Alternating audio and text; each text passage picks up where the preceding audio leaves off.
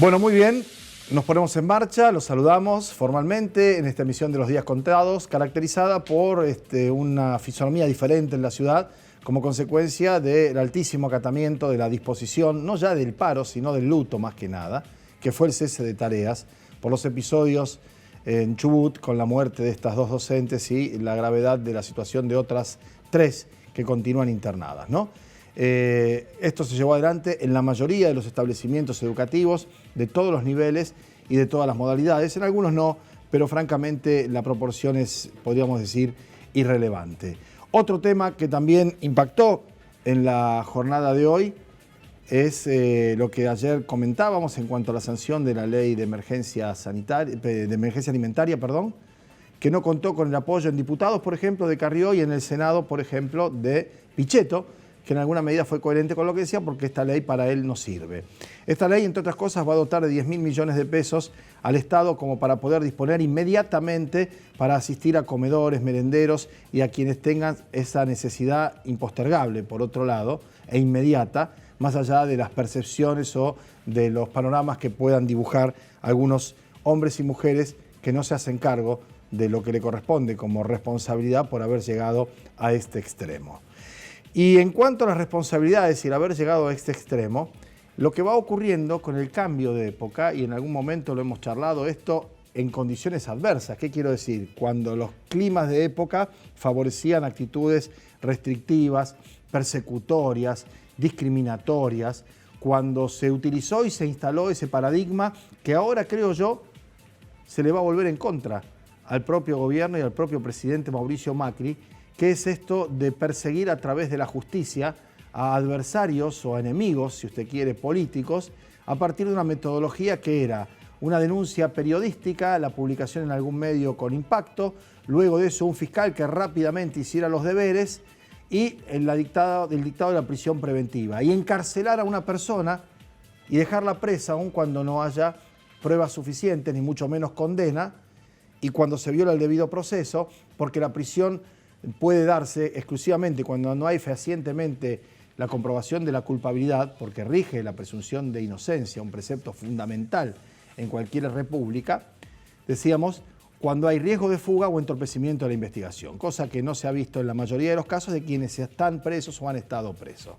Bueno, ayer a la noche, en el Canal América de su propiedad, Daniel Vila, que hasta hace poco era propietario de un multimedios aquí en la ciudad de Rosario, nada menos que el decano de la prensa argentina y sus medios satelitales, se presentó frente a Alejandro Fantino, que es el conductor de un programa que en su momento estuvo al servicio de los servicios, que es donde D'Alessio, donde Santoro, donde otros personajes iban y montaban operaciones como la que ahora parece ser Vila ha tomado nota, le pudieron haber hecho en su contra.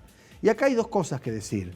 Por un lado, que independientemente de que lo que cuenta Daniel Vila, propietario del Grupo América, porque ahora viene la jauría, ¿no? Si Vila dice esto de Macri, imagínense los periodistas del staff, del elenco estable, algunos que ya están yendo y viniendo como waffles, más que como panqueques, cuando salgan al corral, si el patrón ya dijo eso, independientemente de la veracidad de esos temas, de la denuncia, de la verificación, porque es comprobable, ustedes van a ver qué es lo que tiene documentado y hasta protocolizado con escribano. Lo que cabe también preguntarse es por qué ahora, cuál es el sentido y cuál es la oportunidad. Y evidentemente esto es algo así como el reconocimiento de metodologías en donde el que a hierro mata, a hierro muere, ¿no?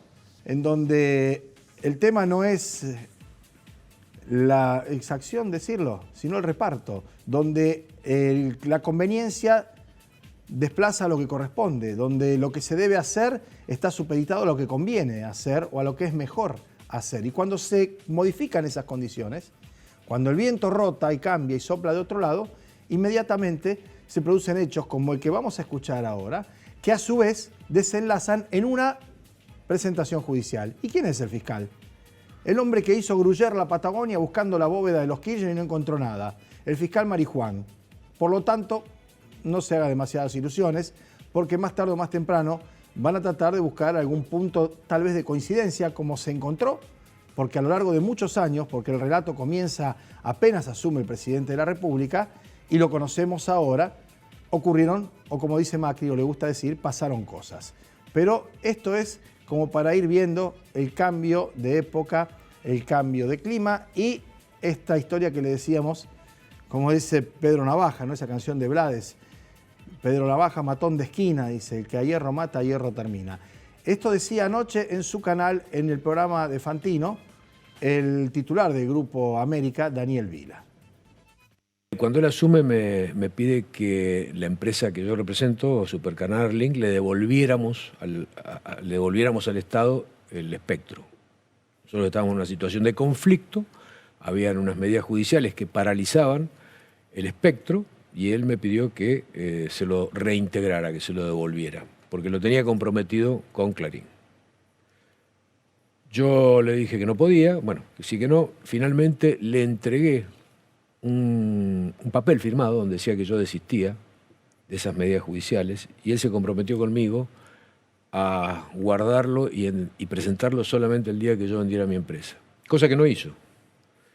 Como no lo hizo, presentó ese documento judicial antes de tiempo, los abogados de la empresa tenían sus reaseguros y evitaron que ese espectro volviera al Estado. ¿Qué hizo ahí el presidente? Lo mandó al ministro Aguad a meterme una denuncia penal.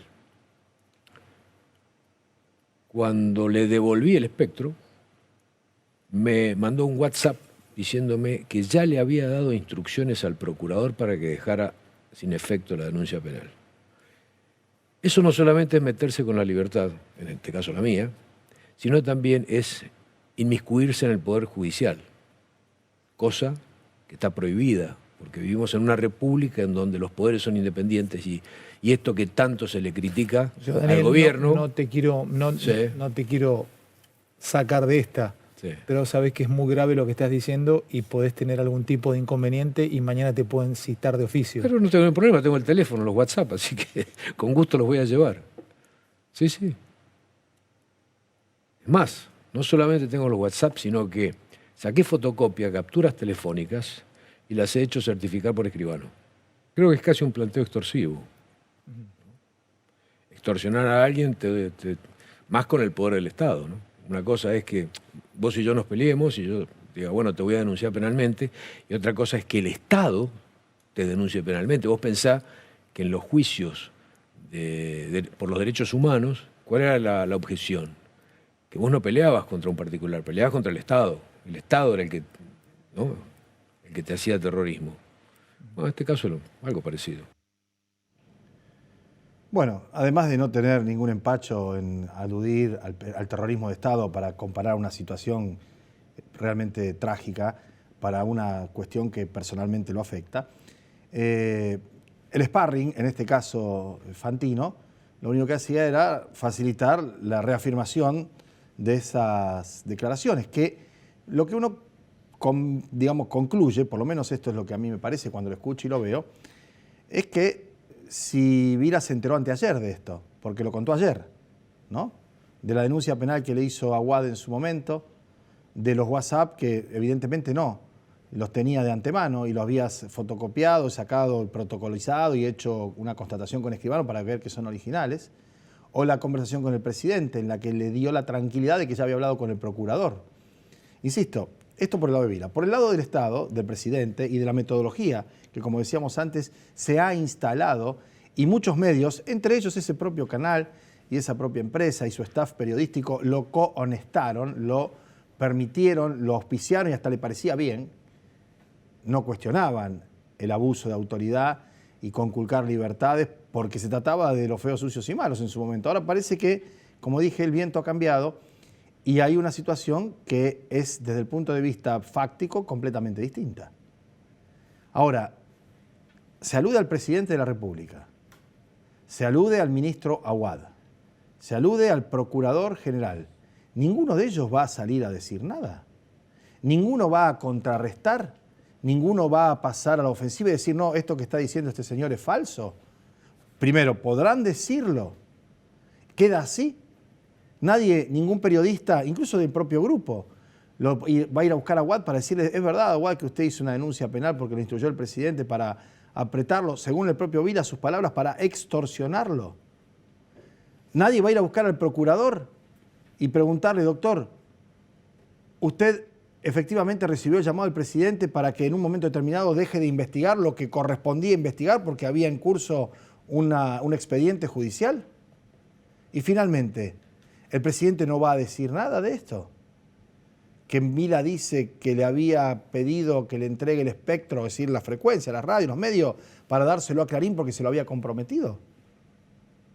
Y otra más, los fiscales de la patria, la madre de la patria, que no fue ni siquiera a tratarla en la emergencia alimentaria, que estaba en Chaco sacándose fotos en perfumerías y remises, ¿no va a decir nada de esto?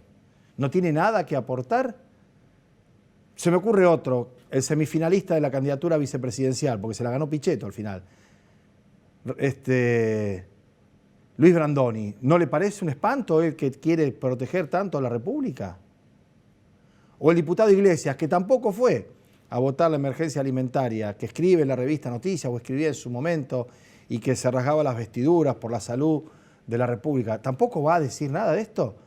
Digo, por un lado podrá decir que Daniel Vila es un mitómano y que de ninguna manera pasó nada de esto.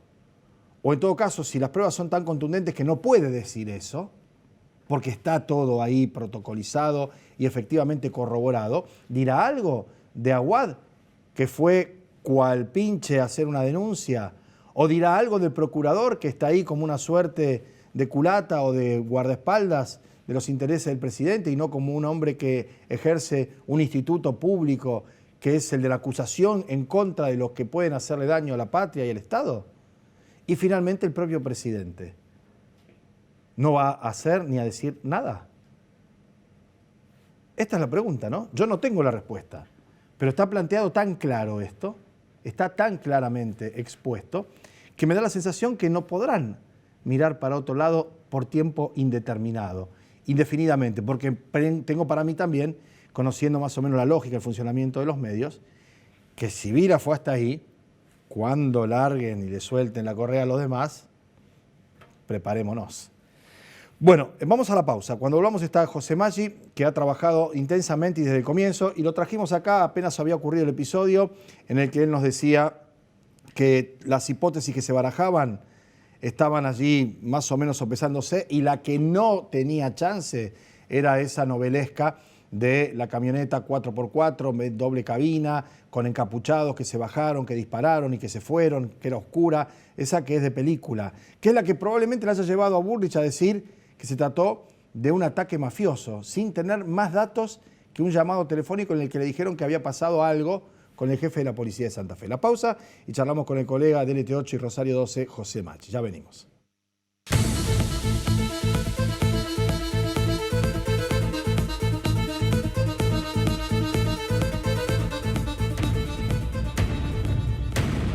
¿Qué tal, Pablo? Llegando de tribunales. Sí, señor.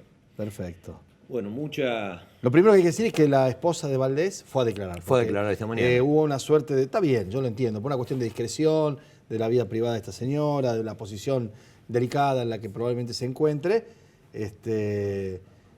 Prefirieron no decir si estaba o no estaba, si declaraba o no declaraba, ¿no? Por supuesto que sí, porque el tema es más que sensible. Una de las hipótesis que se trabaja, como bien habíamos dicho en este programa, era la posible relación personal entre ambos ocupantes del vehículo. La esposa de Valdés fue citada para ver si tenía constancia, dudas, sospechas o algo por el estilo. Es una situación incómoda, tal como lo describís, y en la pública sí, porque se la trató ante de la preservar. eventualidad de un adulterio, por decirlo en esos términos, digo porque la figura legal, también hay una tercera persona, digamos, implicada, que en este caso fue a declarar. No se conoce muy bien el contenido de la declaración, todavía los fiscales no lo han dado a conocer. No lo han dado a conocer, pero versaba sobre una posible sospecha de una relación. Pero lo que bien te escuchaba al inicio, Pablo, me parece que lo que hay es una sobreactuación de Bullrich en el primer momento, claro, hablando de ataque mafioso, y lo dejan claro hoy los fiscales de la causa. Hay sobreactuación ante el despido a través de Twitter de Valdés y de la suboficial González. Sí. ¿Por qué? Porque en este momento la Gendarmería, que no fue corrida de las pericias, no fue corrida nunca, Pablo, siempre estuvo ahí, está realizando la pericia balística para ver cómo entraron los disparos, cómo salieron, por qué impactaron en la apoyacabezas, cómo impactaron en la pierna, y se va a escuchar a los peritos médicos. Esto es importantísimo. Porque hay dos cosas. Si la Gendarmería llegara a decir que alguno de los disparos vino de afuera, ya la historia de Bullrich también sucumbe nuevamente, ¿no? Por eso hablamos de sobreactuación, con esa claridad. ¿Por qué? porque es verosímil hasta el momento que el disparo, si bien pudo hacerse no de una distancia muy larga, no quiere decir que todos los disparos hayan estado en el interior del vehículo. Puede haber habido algún otro disparo de afuera. Exactamente, bien. Y es verosímil hasta el momento, porque el perito médico todavía no declaró en profundidad y solo se habló de un tatuaje, no de ahumamiento, de tatuaje. Claro, porque el tema es que si hay un disparo de afuera, ya lo que pueda decir la oficial y el propio Valdés cambia. Exactamente. Porque si no hay ni un solo disparo de afuera, es entre ellos la cosa. Exactamente. ¿No? Si hay un tercero, puede haber impericia, mal manejo del arma, dame el arma a mí, un forcejeo. Es otra historia. Todavía eso no se sabe, aunque la presunción es que en principio no habría un disparo exterior, ¿no? Esto no se puede asegurar con certeza. Esto no se puede asegurar con certeza, no lo quieren asegurar los fiscales, que también miran sorprendidos. ¿Qué información tiene Bullrich para salir en la pública a definir la situación laboral del propio jefe de la Delegación Santa Fe, Pablo, que lo habíamos dicho en este programa? Néstor Roncaglia, el jefe de la Policía Federal, también queda salpicado, porque también suscribió. Porque bancó la teoría original, ¿no? Y el propio presidente tuvo la cautela de decir, me dice la ministra, vamos a escuchar lo que decía la ministra, me dice la ministra que es un ataque mafioso. Esto decía Bullrich apenas ocurridos los hechos. El jefe iba en su auto y fue atacado a balazos. Todavía no hemos podido hacer un análisis un poco más fino, pero bueno, pensamos que puede no ser un ataque normal y común, sino un ataque de carácter más mafioso, ¿no? Eso es lo que podemos pensar en un primer momento. Uh-huh. Esto lo vamos a analizar durante el día. Usted sabe que nosotros en Santa Fe hemos peleado y luchado contra todas las bandas criminales, y bueno, esto puede ser parte de esta realidad, sobre todo por algunas características que estamos teniendo así como primeros datos respecto a que las personas podrían estar encapuchadas. Entonces esto nos tiene alertas y analizando muy a fondo que esto no parece ser un robo común. Bueno, esto que ocurrió a la noche, a la mañana siguiente o al mediodía siguiente acá en el canal decíamos que no había ni cámaras de seguridad que hubieran registrado la camioneta supuestamente, ni la llegada de la estación de servicio, ni nada de eso, ¿no? Y Bullrich ya hace todo una suerte de hilación de cabos y pone una con otra y dice esto es el narcotráfico, esta es la venganza porque corrimos a la otra cúpula de la policía y esos son los tiros. Bueno, esto es lo que en un primer momento esgrime ella. Pablo, ¿qué información tiene Bullrich para tomar esta decisión? ¿O lo habrán llamado? A Valdés con todo esto. Yo creo que este es mi circuito, deduzco. Valdés, Roncaglia, Bullrich. Bullrich el presidente, por eso el Macri dice, me dice la ministra que es un ataque mafioso. Y no le permiten que lo visiten en el sanatorio internado. Así es, no lo van a evitan eso. Esa es la única carta que puede esgrimir en su defensa Bullrich. No le dice sacar la foto con Valdés. Bien. No mucho más que eso. Ahora, es rara la información que tiene. ¿Tiene más pericias y tiene más información que el propio fiscal Matías Cedri? Yo creo que no, porque además hay otro antecedente. Hace unos meses atrás ocurrió un episodio cerca del Congreso de la Nación y la ministra Bullrich y el subjefe de gobierno de la Ciudad de Buenos Aires, Santilli, hicieron y reaccionaron de la misma manera. Vale la pena recordarlo porque hay un patrón de conducta y de comportamiento que es el que explica por qué Bullrich ahora sale a decir lo que dice. Lo vemos. Estamos pasando un momento muy triste y muy duro, sobre todo por la constatación de las mafias que trabajan en nuestro país. Nuestra firme convicción de pelear contra estas mafias, contra estos grupos que atentan contra ciudadanos, contra la democracia. En este caso, creemos que el objetivo concreto era Yadón, aunque esto, por supuesto, recién empieza la investigación.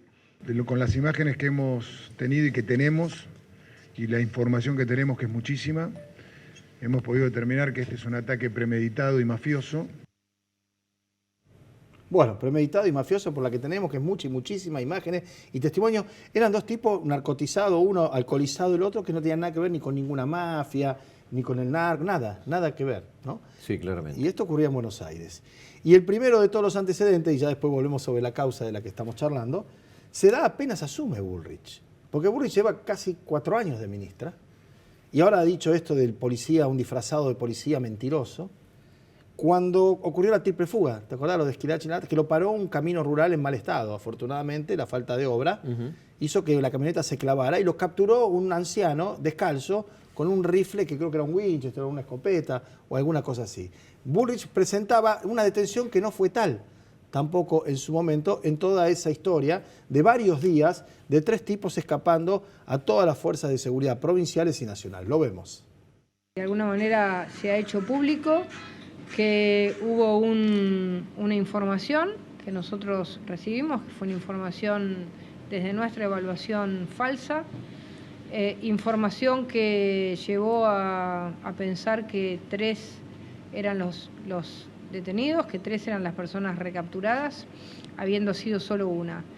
Esto nos lleva a nosotros a una investigación muy profunda respecto a quiénes fueron los responsables de esta información falsa y vamos a ir a fondo y los que dieron una información falsa que pudo haber significado darles tiempo a los otros 2 para escaparse más lejos aún, van a recibir las consecuencias penales que debe recibir todo aquel que de alguna manera tuvo una cierta complicidad.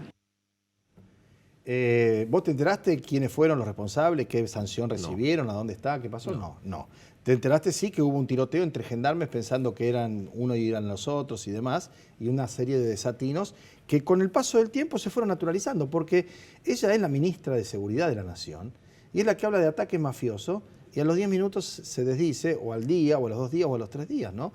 Con ese panorama es muy difícil también la investigación por parte de los funcionarios judiciales, porque se le está contaminando, porque le están metiendo presión, porque le están guiando algún concepto o alguna idea. ¿Cómo sigue esto, José? No sabemos cuál es la carátula. Decir algo claramente, Pablo, como lo marcás, ¿no? Porque la Policía Federal hizo o intentaba hacer su propia investigación y también hizo la suya.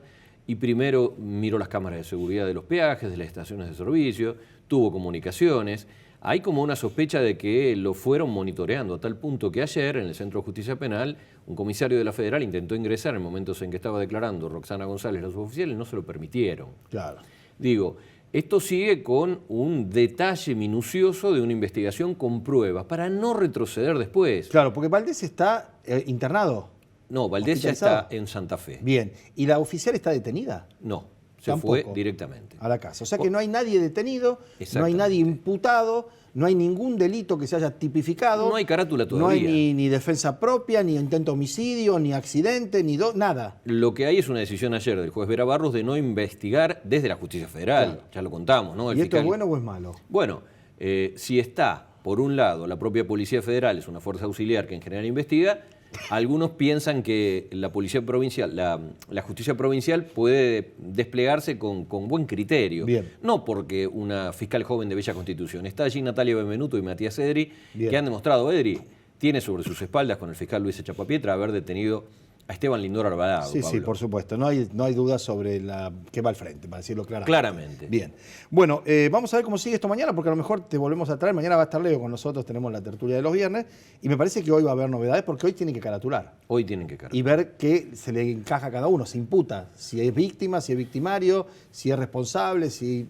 digamos, ponerlo en caja el asunto, ¿no? La pericia de Gendarmería va a arrojar eso. Cómo dispararon, desde qué distancia, y los médicos también harán lo propio. Bien. José, muchas gracias otra vez. Gracias por invitarme. Tenemos una pausa, ¿verdad? Nos vamos al corte y venimos para el cierre del programa. Ya venimos.